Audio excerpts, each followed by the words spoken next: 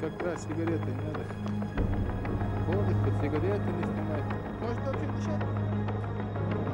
Putin's first visit to the West as president should have been an auspicious one, but instead it was overshadowed by criticism of Russia's behavior in the Chechen conflict.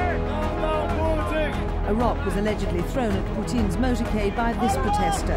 He and other demonstrators have accused Putin's army of human rights abuses and torture in Chechnya.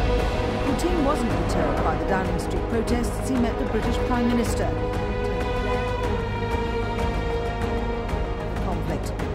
He said terrorists were using Chechnya as a base from which to attack other Russian republics, including Muslim communities. Earlier in the day, Putin met business leaders at a Confederation of British Industry seminar, promising greater trade cooperation between the two countries. The president promised not to let his country drift back into isolation, but to seek friendlier ties.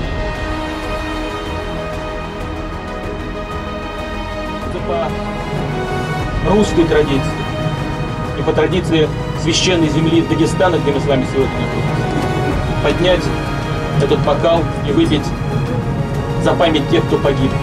Секундочку.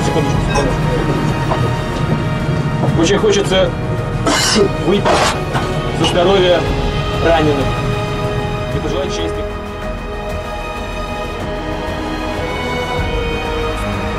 Карту мира попытался перекроить Михаил Саакашвили, когда Грузия вторглась в столицу Южной Осетии Схимвал.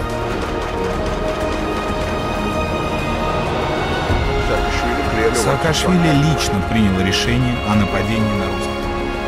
Just met with my national security team to discuss the situation in Georgia. I am deeply concerned by reports that Russian troops have moved beyond the zone of conflict, attacked the Georgian town of Gori, and are threatening the Georgia's capital of Tbilisi. There's evidence that Russian forces may soon begin bombing the civilian. President Bush has told Russian leaders that military action against Georgia is unacceptable. Vice President Cheney said Russia's invasion must not go unanswered. Alex Rossi of Sky News has the latest developments from Georgia. Alex, you're in Gori, near the border with South Ossetia. What is the situation there now? Well, there are a few people still here in Gori, but most of the people have already left, fleeing the fighting. There are some very, very frightened people here, and as is usually the case in conflict zones, the people that remain are mostly the elderly, the people that... At least 3,000 Georgian opposition supporters have demonstrated in the capital of Tbilisi, calling on President Mikhail Saakashvili to resign. They accuse him of corruption. A similar event was held on Thursday before being violently broken up by security forces linked to him.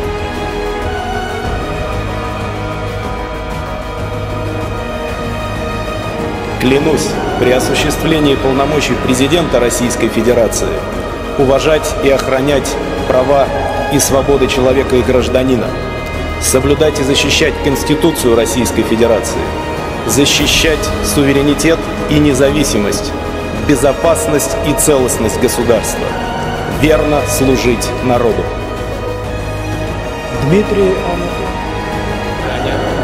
И прошу рассмотреть конституционный закон о принятии в состав России двух новых субъектов Федерации – Республики Крым и города Севастополь.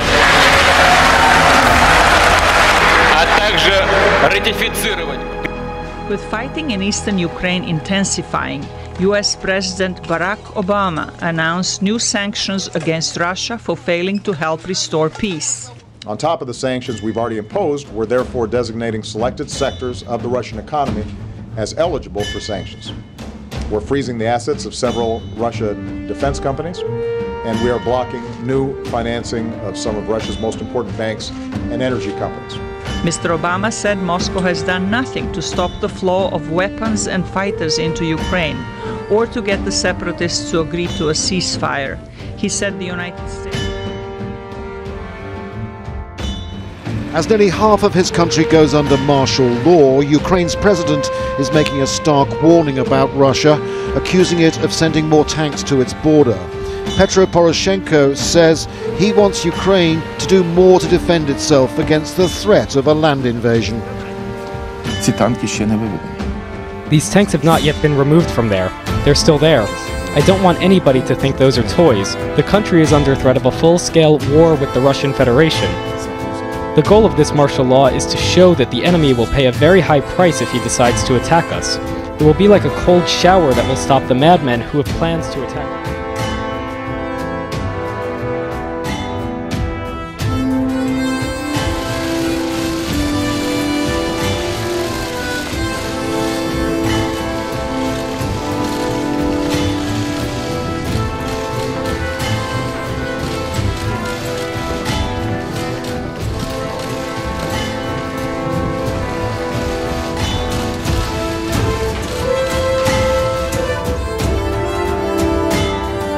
Мною принято решение о проведении специальной военной операции. Сегодня я инициировал телефонный разговор с президентом Российской Федерации. Результат – тишина. Хотя тишина должна быть на Донбассе. Поэтому сегодня я хочу обратиться ко всем гражданам России. Не как президент. Я обращаюсь к российским гражданам как гражданин Украины. This is an ABC News special report. Now reporting. David Muir. Good afternoon, and we're coming on the air because President Biden is about to address the nation concerning Russia's full-scale invasion of Ukraine. The world now witnessing what's been described as the largest country-on-country unprovoked assault since World War II. On the left-hand side of your screen saying at this point the most problematic situation as he sees it is in the South. Here's President Biden in the East. Good afternoon. The Russian military has begun a brutal assault on the people of Ukraine.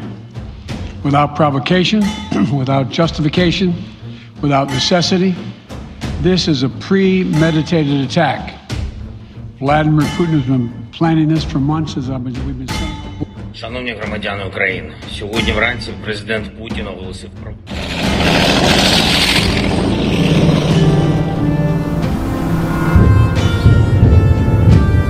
Right now, there is a sound of bombardment coming from all around us, and all of the civilians from this area are fleeing. A lot of talking. Your country is in big trouble. I know. You're not winning. You're not winning this. You have a damn good chance of coming out okay because of us. Mr. President, we are staying in our country, staying strong.